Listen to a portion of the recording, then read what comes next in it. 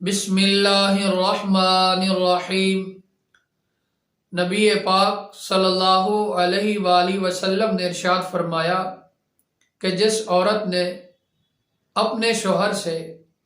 بغیر کسی شرعی وجہ کے، بغیر کسی شرعی عذر کے طلاق کا مطالبہ کیا تو ایسی عورت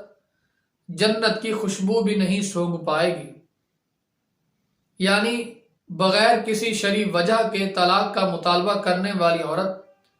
جنت میں داخل نہیں ہو پائے گی۔ شریعت مطہرہ نے مرد و عورت دونوں کو حقوق دیے ہیں،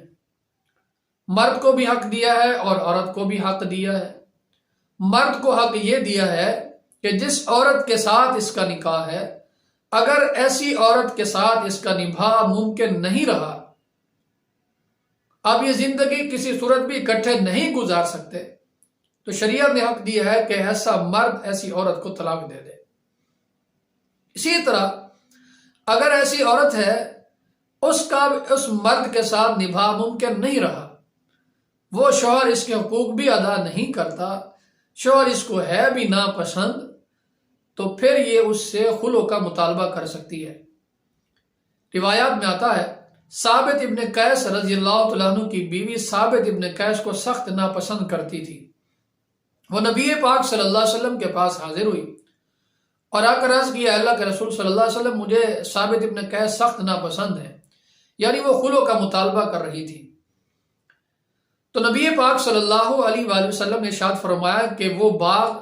جو ثابت ابن قیس نے آپ کو حق مہر میں دیا تھا، کیا آپ اس کو واپس کریں گی؟ تو ثابت ابن قیس کی بیوی نے عرض کیا، اللہ کے رسول صلی اللہ علیہ وسلم، جی ہاں، میں باغ واپس کر دوں گی۔ تو جیسے ہی ثابت ابن قیس کی بیوی نے وہ باغ واپس کیا تو نبی پاک صلی اللہ علیہ وآلہ وسلم نے ثابت ابن قیس اور اس کی بیوی کے درمیان جدائی کا فیصلہ فرما دیا۔